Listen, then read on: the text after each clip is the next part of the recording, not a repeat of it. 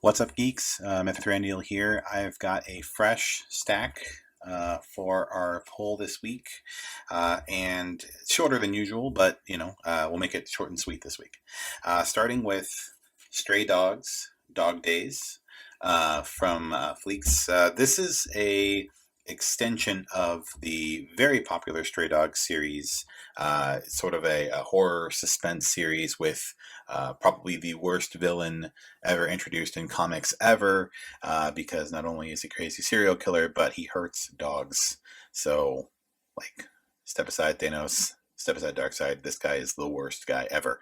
Um, this is a really great book, very kind of chilling and haunting, and sort of extending the storylines of some of these dogs that we meet in the original run. So if you really enjoyed the Stray Dogs series and want to take a peek into some of their backstories, tragic as they might be, this is a great pick for the week. So definitely grab it if you are a fan of the series. Human Target Book 3 from Tom King. So I just finished up Rorschach, and we'll get to that in just a second. But it just really helped me to appreciate even more the work that Tom King is doing in this book.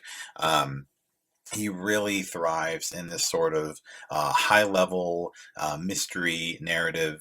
Takes very good care of his characters in terms of the dialogue and the various journeys that they're all going through. There's some really amusing interactions between the human target and Guy Gardner in this book. So fans of the Green Lantern should enjoy that. Overall, Tom King is just doing really great work with this series, and so I would highly encourage you all to pick it up, pull it, check it out. Really good stuff here. Devil's Reign Book 2. So I feel like I'm in the minority here, but I'm really enjoying the series. I feel like it's very self-aware. It realizes the echoes that it has with the Civil War narrative, but it is taking some liberties with them and having some fun with Kingpin and some of the other forces that are kind of operating in the background.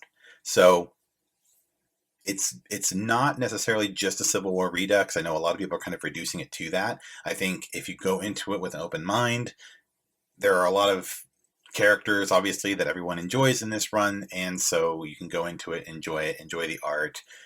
I personally like what's going on with Dr. Octavius in this issue as well, and so I would say pick it up, make up your own mind. Maybe you don't like it, and that's totally fine, but don't let the naysayers distract you from what otherwise could be a fun event for you to follow. Speaking of fun events to follow, Death of Doctor Strange, issue 4.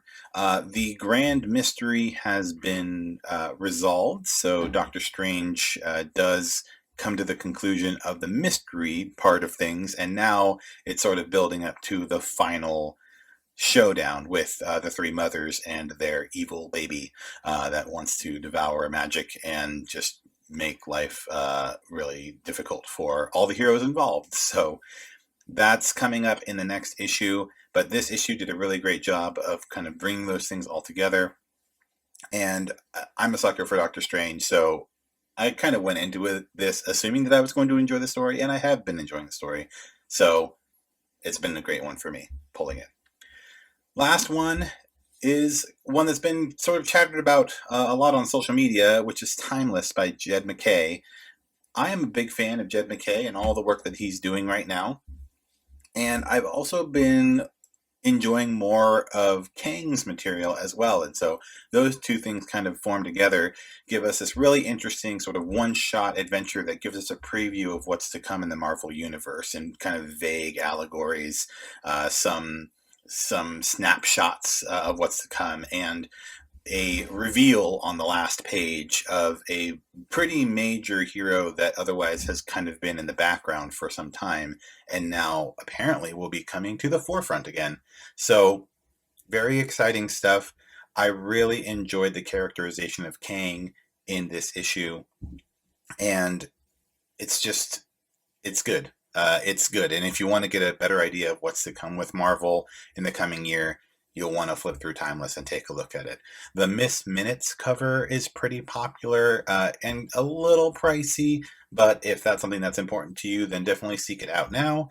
Who knows if it'll become valuable later on or worthwhile, but regardless, Timeless was a good pickup this week.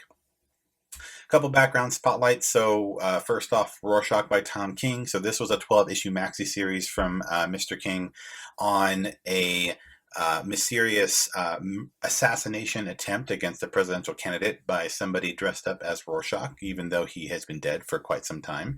And so the mystery element in sort of this broken remains of the world after the Watchmen is exceedingly good.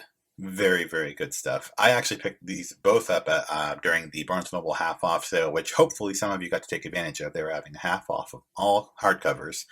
That sale has unfortunately passed, but hopefully you got a good deal on it.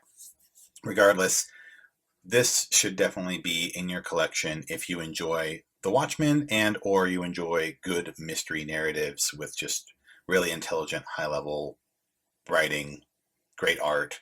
It's just a really good story, and actually pretty interesting for folks who aren't as familiar or interested in comics. I was reading it the other day, and my wife was sort of reading over my shoulder, and she was intrigued. So that might have a similar effect on other folks who you might know who might not be in comics. Maybe they'll want to devour this narrative. So take a look at it. And then finally, Invincible. Volume 1, this is the hardcover collection, but the series as a whole, I think it's not bold to say it's one of the great modern comic runs in the last 20 years. And, with the Amazon series and everything else going on, Kirkman got a lot of notoriety and attention for The Walking Dead in sort of the mainstream. But this work, along with Ryan Ottley, I would argue has even more of an impact in terms of the on the superhero side of things. So I love this series. I devoured all 3 of the Omnis way back when, and I have since sold those Omnis, but now I'm collecting it in the hardcover, the 12 hardcover collection, because I think it'll look nice on my shelf. So I started doing that. But that's all I had for you guys this week. Again, if you enjoy this, please like and subscribe. I'm going to try and stay on top of these weekly so that you can see what I'm pulling each week and what I think of the books that are coming out. And other than that, I hope you guys are reading some great comics this week, and I'll see you next time. Bye.